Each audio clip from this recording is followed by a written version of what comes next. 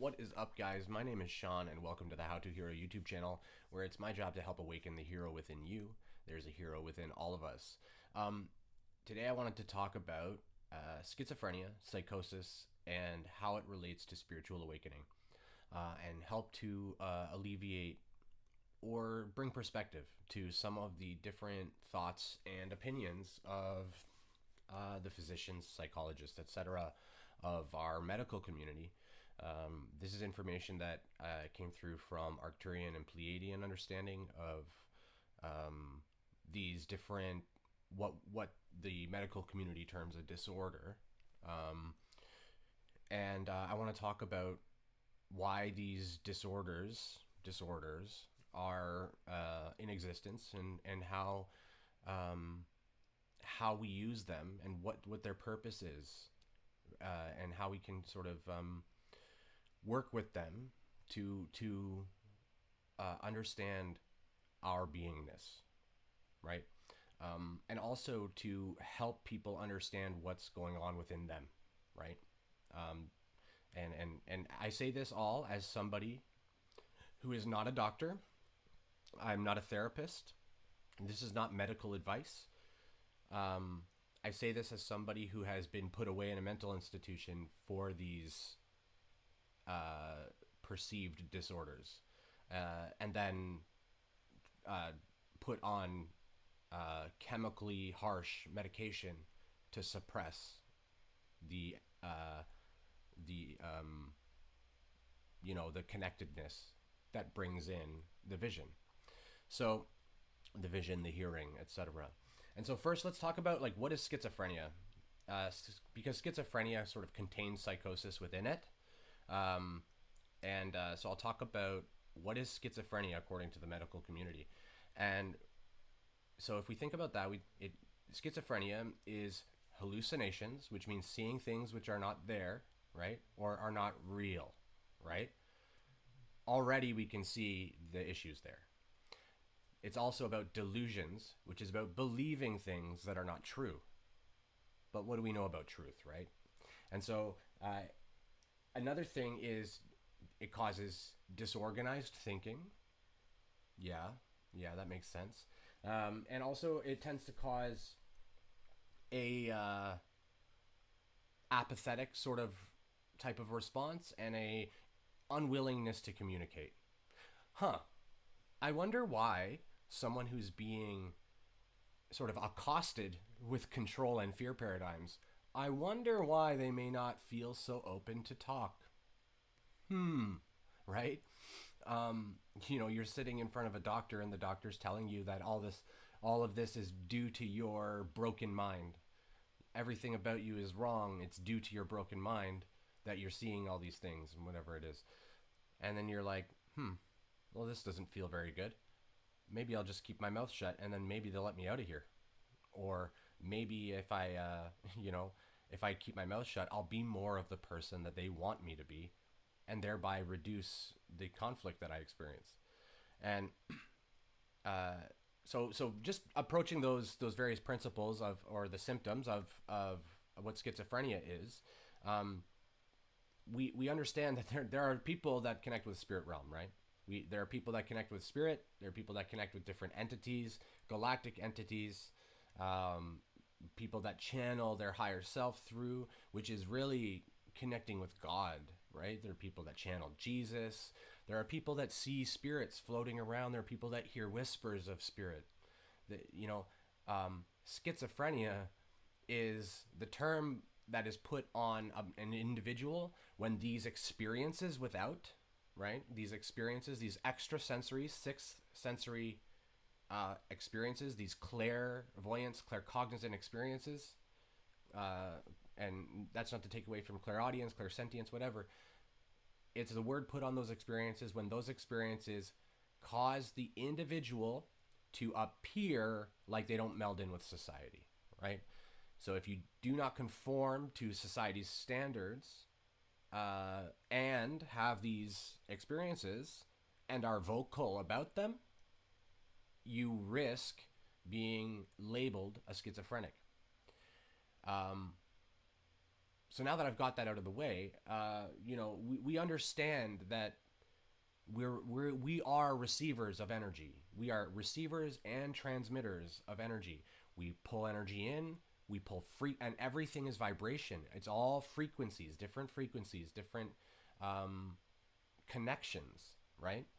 We pull it all in, and then we have an experience of it. That experience can manifest external to us. It can be, we can see things, we can hear things, we can feel things, we can think things, right? And based on our energetic vibratory, like our vibratory rate, our sympathetic resonance, right? Based on where we're vibing, that's gonna be what messaging we pull in, right? So a schizophrenic, or literally, this is the evolution of the human. It is a sensitivity, an attunement to spirit, to extra dimensional communication. If we are vibing low, we will see more of that which we are the vibration of. If we're sitting in fear and guilt and shame, that's when the messages come in to the schizophrenic, and it says you're shit, or do this horrible thing, or whatever, right? And that's where these negative, dark polarity greetings happen. These are greetings. Some are self-generated sort of negativity, right, due to your own misbelief about yourself, but others are greetings from extra-dimensional sources. And they're trying to convince you to remain scared and to be scared and be fearful, right? And so, of course, society, and keep in mind too, it's not against the doctors. It's not their fault. Most physicians, and this is shifting. There are a lot of doctors, psychiatrists and psychotherapists and psychologists, etc., that are understanding that medicine and the material is only one side of the coin, right? And they need to look at the other side, which is the subconscious mind, the spirit, and the unseen. There's the seen that they are beginning to understand. They understand fairly well the seen, but what they don't understand is the tie from the unseen, right? And so, but there are a lot that are coming into that.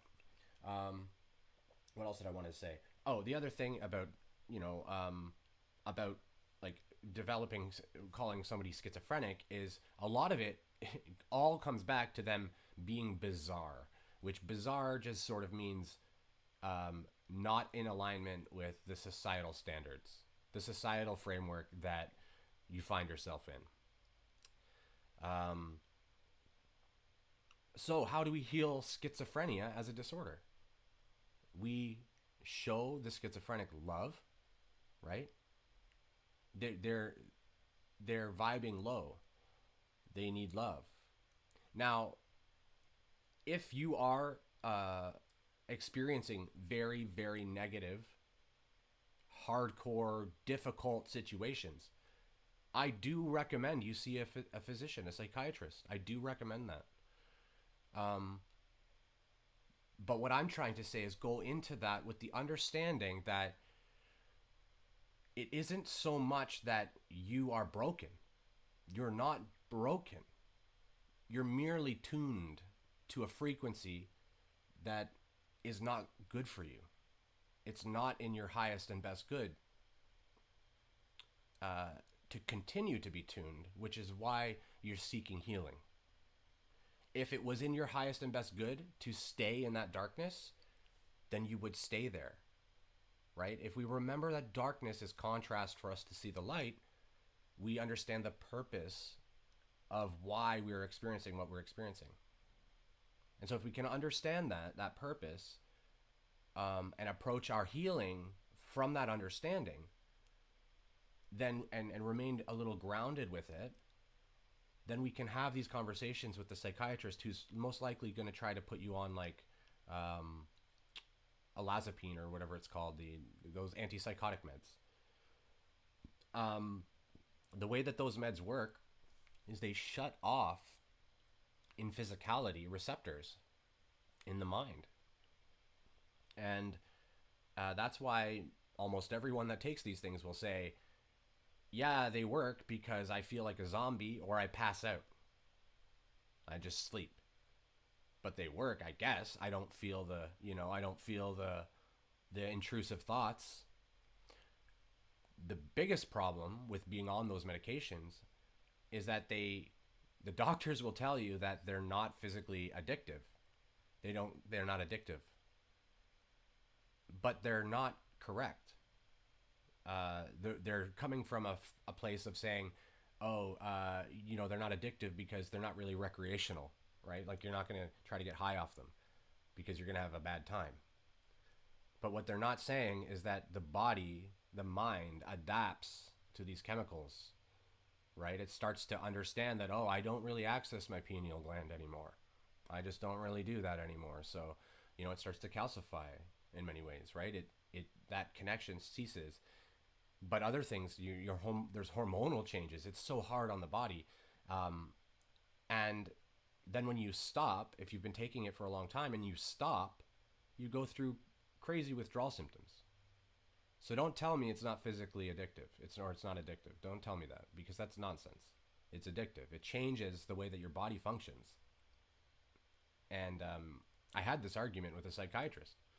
And I was able to get him to see what I was saying, and it's challenging because psychiatrists have went through a lot of schooling. They're very smart people, but the schooling was very regimented, right? Like, this is the belief that they have here, whatever that belief is that they've been taught, and depending on their personality type, they will be stuck in that, or they may go to a more holistic, understand that, this is just a component, right? And so I don't say any of this to devalue the healing of the medical community, because these are healers. These psychiatrists are healers. They are trying to help. Now, yes, there are some that are just, big pharma pushing meds, and yes, that exists too, right? And in all things, there's light and dark, right? So, of course, there are the bad apples, right, that are just there to push as many meds, or maybe they don't care. They became a psychiatrist. Now they don't care anymore, right? But those are, I think those are the, I don't think those are the majority. I think that's the minority, I think. You could say, I would not at all be surprised if Big Pharma was responsible for a lot of the training that they receive from the beginning. So again, we don't want to blame the psychiatrist, and we don't want to blame the patient, the person experiencing. I almost said victim, but we're not victims. The person experiencing the negative catalyst of what they call the schizophrenic disorder. They're not broken. They are a psychic who simply doesn't understand what the hell's going on. As opposed to somebody who, I know a few people who grew up in families where it's known to their ancestry that they are a line of psychic beings. And when you grow up in that environment, and then you hear things, and your mother says, that's spirit giving you a message. You should listen to that message. That's great, right? And they're encouraging that connection. It's a whole different ballgame, right? Because now this connection isn't fear. It's not fear-based. It's based in love and acceptance and truth. And so I wanted to share this because I'm someone who experienced this. I had a spontaneous Kundalini awakening, and then I had seen, when I was a kid, I saw some orbs and stuff like that, and I saw some stuff. But we're all capable of this, of these connections. We're all capable once we flip that switch on. Some of us are born with that switch ready to flip at any moment. And this is why psychedelics can trigger a schizophrenic episode or start the schizophrenia journey, right?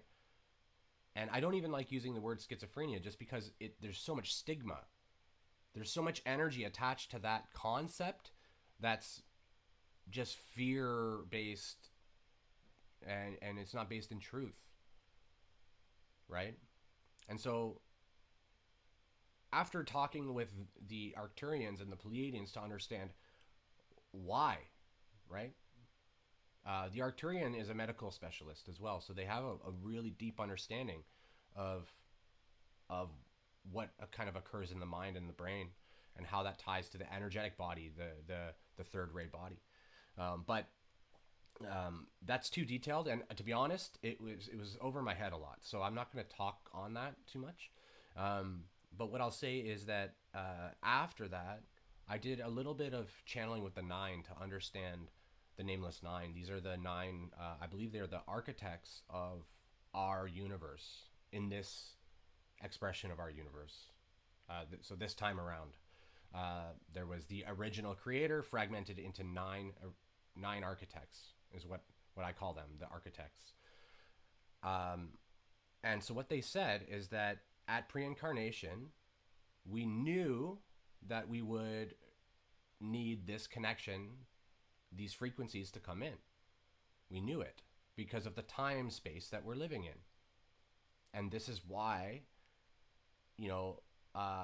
this type of connection started in order to facilitate the personal growth as the vibration of the earth increases.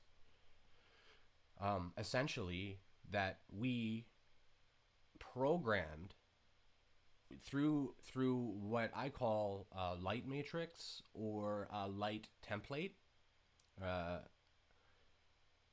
We encoded that into us for us to experience it in this way, in this lifetime, so that we can see that we are not broken. So I hope that helps people. This video, I wanted it to be fairly short. I just wanted to frame it.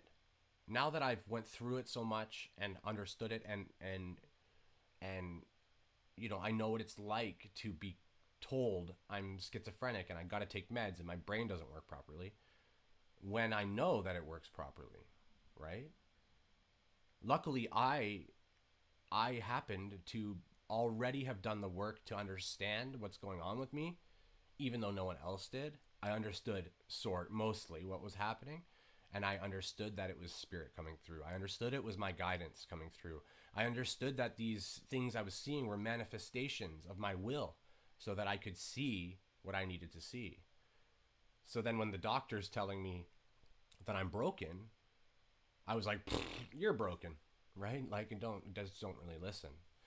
So I got very lucky in that way. Not lucky, it was all planned this way, but had I been less in my own power, I would have been like, oh shit, I'm broken. Yeah, I guess I'll have to take meds for the rest of my life. I'm broken. Right? And so what I'm trying to tell people is, you're not broken. You may benefit from meds.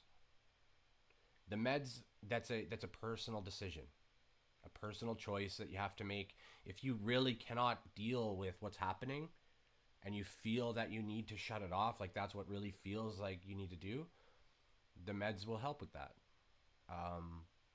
They're harsh. They have many side effects that have nothing to do with helping with that, and the body becomes addicted. As with anything we take into our body and ingest with our diet or medication, there are pros and cons. And if it's a synthetic sort of built, manufactured thing that a human's made to shortcut to a thing, to turn this off in the body or turn that on in the body, it's a dirty way of doing it. Really what all we need to do is clean our own energy up, which is all forgiveness. Forgiveness. Because when we're forgiving everything that we perceive to be negative, we aren't holding negative frequency. We're letting go of the negative frequency. And that includes the self. That's why we're always trying to be in the now moment. We don't want to think about the things we did wrong in the past. We want to be in the now moment, understanding that what we did wrong was so that we could understand what to do right. And all that right is what's in alignment with our heart.